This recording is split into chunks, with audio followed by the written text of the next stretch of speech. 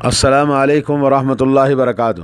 دوستو بھائیو، آج آپ کی ایک بات بتانا چاہتا ہوں، وہ یہ کہ ہم جب کسی سے کہتے ہیں چلو اس کے پاس یا اس سے بات کرتے ہیں تو کہتے ہیں یار اس کا منہ کون لگے گا، یار اس سے ملنا اچھا نہیں لگتا ہے، وہ آدمی اچھا نہیں ہے، اور لوگ اس سے کتراتے ہیں، لوگ اس سے دور ہوتے ہیں، اس سے بات کرنا نہیں چاہتے ہیں۔ تو اگر آپ اندازہ کریں گے کہ رسول اللہ صلی اللہ علیہ وسلم جو سید الاولین والآخرین اور دنیا میں سب سے متقی اور سب سے اللہ تعالیٰ سے ڈرنے والے انسان کے بارے میں رحمت نبی صلی اللہ علیہ وسلم کو اللہ تعالیٰ نے کہا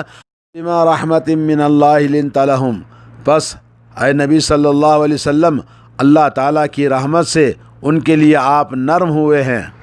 وَلَوْ كُنْتَ فَظًّا غَلِيظَ الْقَلْبِ لَانفَضُّوا مِنْ حَوْلِكَ، سورۃ آل عمران 159 آیت نمبر۔ فرمایا کہ اگر آپ سخت زبان والے ہوتے، سنگ دل ہوتے، تو پھر کوئی بھی آپ کے پاس نہیں بیٹھتا تھا۔ تو لوگوں کی تکلیف کو برداشت کرنا، لوگوں کی کڑوی کسیلی باتیں سننا، اور صبر کے ساتھ میں حسن اخلاق اور اپنے نرم معاملہ طبیعت کے ساتھ لوگوں کے ساتھ ہر چیز کو برداشت کرتے ہوئے پھر ان کے ساتھ میں ملنا، اللہ تعالیٰ نے حکم دیا اعف عنہم واستغفر لہم وشاورہم فی الامر، کہا کہ ان کی غلطیوں کو معاف کر دو اور ان کے لیے مغفرت کی دعا کرو، اور پھر اپنے معاملات میں ان کے ساتھ مشورہ بھی کرو۔ تو یہ اخلاق بلند کردار جو اللہ تعالیٰ نے ایسے عظیم الشان رحمت للعالمین کو حکم دیا ہے، تو میرے دوستو ہماری کیا مثال ہے؟ تو آپ ذرا اندازہ کیجئے، لقد جاءکم رسول من انفسکم عزیز علیہ ما عنتم حریص علیکم بالمؤمنین رؤوف الرحیم۔ اللہ تبارک و تعالیٰ سورہ توبہ آیت نمبر 128 میں فرماتا ہے، یقیناً تمہارے پاس تم ہی میں سے ایک رسول تشریف لائے ہیں، ان پر وہ بات شاق گزرتی ہے جو تمہیں تکلیف دیتی ہے، تم پر بڑے ہی حریص ہیں، یعنی تمہاری خیر کی بڑی خواہش اور تمنا رکھتے ہیں، مومنوں کے لیے نہایت شفیق و مہربان اور بڑے شفیق رسول رحمت صلی اللہ علیہ وسلم ہیں۔ اور اسی بنا پر نبی کریم صلی اللہ علیہ وسلم اپنے صحابہ کے ساتھ کمال شفقت و عنایت اور انتہائی لطف و کرم کے ساتھ معاملہ فرماتے تھے۔ اس سلسلے میں سیرت طیبہ موجود ہے، بہت سارے ہمیں دلائل ملتے ہیں، تو دوستو ہمیں ان پر تھوڑا سا غور کرتے ہیں۔ بچوں کے ساتھ میں آپ کس طرح ادب سکھانے میں نرمی کیا کرتے تھے، دیکھیے صحیح بخاری اور صحیح مسلم میں حدیث ہے، حضرت عمر بن ابی سلمہ رضی اللہ تعالیٰ عنہ سے روایت ہے کہ انہوں نے بیان کیا ہے، کنت غلاما فی حجر رسول اللہ صلی اللہ علیہ وسلم وکانت یدی تتیش فی الصحفۃ فقال علی رسول اللہ صلی اللہ علیہ وسلم یا غلام سم اللہ وکل بیمینک مما یلیک۔ یہ حدیث متفق علیہ ہے۔ تو اس میں فرماتے ہیں صحابی کہ میں رسول اللہ صلی اللہ علیہ وسلم کے زیر تربیت ایک بچہ تھا، اور دوران کھانا میرا ہاتھ برتن میں گھومتا تھا ادھر ادھر، تو مجھے رسول اللہ صلی اللہ علیہ وسلم نے فرمایا، اے بچے بسم اللہ پڑھو، دائیں ہاتھ سے کھاؤ اور برتن میں اپنے قریبی جگہ سے کھاؤ، ادھر ادھر ہاتھ نہیں لگانا چاہیے۔ تو یہ نبی کریم صلی اللہ علیہ وسلم اپنی زیر کفالت یتیم بچے کو آداب طعام کی تعلیم دیتے وقت کس قدر شفیق و مہربان تھے۔ امام ابو داؤد نے یہ روایت نقل کی ہے کہ رسول اللہ صلی اللہ علیہ وسلم نے فرمایا، ادن منی فسم اللہ وکل بیمینک وکل مما یلیک، جس میں یہ ہے کہ مجھ سے قریب ہو جاؤ، بسم اللہ پڑھو کھانے سے پہلے، اور دائیں ہاتھ سے کھاؤ اور اپنے آگے سے کھاؤ۔ اور امام ترمذی کی روایت میں ہے، ادنو یا بنی، اے میرے بچے، اے میرے چھوٹے بیٹے، میرے قریب ہو جاؤ۔ تو رسول اللہ صلی اللہ علیہ وسلم کا یتیم بچے کو اپنے مزید قریب ہونے کا شرف بخشا، پھر اے میرے چھوٹے بیٹے کی پیاری ندا سے اسے بلایا۔ رحمت صلی اللہ علیہ وسلم کی شفقت اور عنایت سے بھرپور اس طرح کی تعلیم کا بچے پر کیا اثر پڑتا ہے۔ آج ہم اپنے بچوں کو تعلیم اور تربیت میں گھروں کے ماحول میں شدت اور گالی گلوچ اور سختی کے ساتھ، ڈانٹ ڈپٹ کے ساتھ معاملہ کرتے ہیں، تو ہمارے بچوں کی صحیح تربیت نہیں ہوتی۔ حضرت عمر بن ابی سلمہ خود فرماتے ہیں، فما زالت تلک طعمتی بعد اس کے بعد میرے کھانے کا انداز بھی یہی رہا جیسے رسول اللہ صلی اللہ علیہ وسلم نے تربیت فرمائی۔ یہ صحیح بخاری کی روایت ہے۔ تو میرے دوستوں، بچوں کی تربیت کا اس پیارے انداز کو ہم اپنانا چاہیے۔ حافظ ابن حجر نے حدیث کی شرح میں لکھتے ہیں کہ یعنی کھانے کا طریقہ، یعنی اس طریقے کے ساتھ چمٹ گیا اور وہ میری عادت بن گئی۔ یعنی وہ صحابی بچپن میں جو نبی سے تربیت پائی تھی، وہ اپنی تمام زندگی اس طریقے کو کہتے ہیں کہ وہ میری زندگی کا ایک حصہ بن گیا۔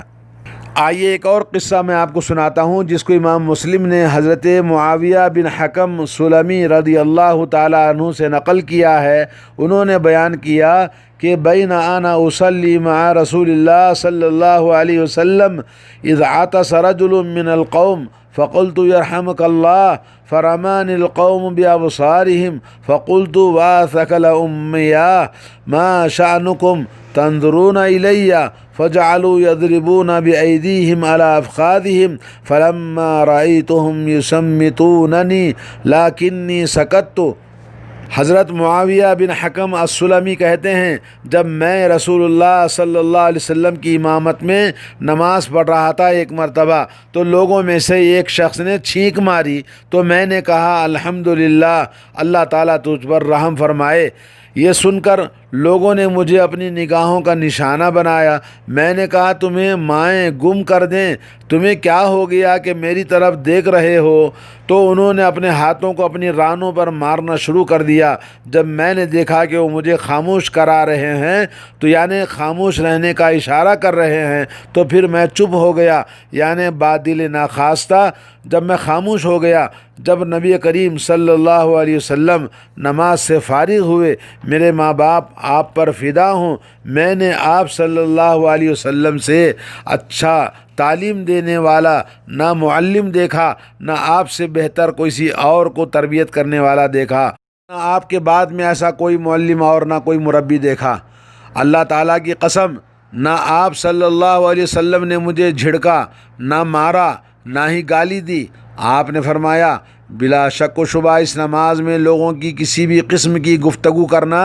درست نہیں ہے۔ بلا شبہ یہ تو تسبیح، تکبیر اور قرآن کریم کی تلاوت والی عبادت ہے، یا جیسے رسول اللہ صلی اللہ علیہ وسلم نے فرمایا اللہ اکبر، رحمت دو عالم صلی اللہ علیہ وسلم کس قدر شفیق و مہربان تھے۔ ایک شخص نماز میں گفتگو کرتا ہے بلکہ خاموش کروانے والوں کو برا بھلا کہتا ہے، اور یہ سب کچھ سننے کے باوجود نبی رحمت صلی اللہ علیہ وسلم کی طرف سے نہ ڈانٹ ہوئی، نہ ڈپٹ ہوئی، نہ سب و شتم ہوا اور نہ ہی مار پیٹ ہوئی، بلکہ کمال نرمی اور غایت درجے مہربانی اور بے مثال لطف و عنایت سے، مہربانی اور شفقت سے آپ نے آداب نماز کی تعلیم سکھائی۔ اور علامہ نووی بھی فرماتے ہیں اس میں رسول اللہ صلی اللہ علیہ وسلم کے عظیم الشان اخلاق کا پتہ چلتا ہے، جس کی گواہی اللہ تعالیٰ نے دی ہے، اور آپ کی جاہل کے ساتھ شفقت، نرمی اور مہربانی کا بیان ہے، اور اس میں یہ بھی ہے کہ جاہل کے ساتھ نرمی کے ساتھ پیش آیا جائے اور اس کو اچھے طریقے سے تعلیم دینا چاہیے، اس کے ساتھ مہربانی کرنے میں اور ٹھیک بات اس کے ذہن نشین کرانے میں رسول اللہ صلی اللہ علیہ وسلم کے اخلاق اپنانے کی کوشش کرنا چاہیے۔ ہم میں سے ہر ایک پر ذمہ داری ہے۔ اور شفقت و نرمی والی اس تعلیم کا کیا اثر ہوا؟ خود حضرت معاویہ بن حکم سلمی فرماتے ہیں کہ قلت یا رسول اللہ انی حدیث عہد بجاہلیتی وقد جاء اللہ بالاسلام وان منا رجالا یاتون الکہان۔ کہتے ہیں کہ یا رسول اللہ صلی اللہ علیہ وسلم، بے شک میری جہالت کا زمانہ قریب ہے، یعنی میں ابھی مسلمان ہوا ہوں، اللہ تعالیٰ اسلام کو لے کر آیا، اور بلا شبہ ہم میں سے کچھ لوگ کاہنوں کے پاس جایا کرتے تھے۔ آپ صلی اللہ علیہ وسلم نے فرمایا پس تو ان کے پاس نہ جانا، آپ نے منع کر دیا۔ انہوں نے عرض کیا اور ہم میں کچھ لوگ شگون لیتے ہیں، اللہ صلی اللہ علیہ وسلم نے فرمایا شگون لینا وہ چیز ہے جس کو وہ اپنے سینوں میں پاتے ہیں، یعنی ان کے دلوں میں کھٹکتی ہے، پس یہ انہیں نہ روکے کسی بھی بات سے۔ انہوں نے بیان کیا کہ اے اللہ کے رسول، میں نے کہا ہم میں سے کچھ لوگ لکیریں کھینچتے ہیں، تو نبی رحمت صلی اللہ علیہ وسلم نے فرمایا انبیاء میں سے ایک نبی لکیر کھینچتے تھے، پس جو شخص ان کے خط کو پالے تو بس وہ ہے، یعنی تب ایسا کرنا جائز ہے۔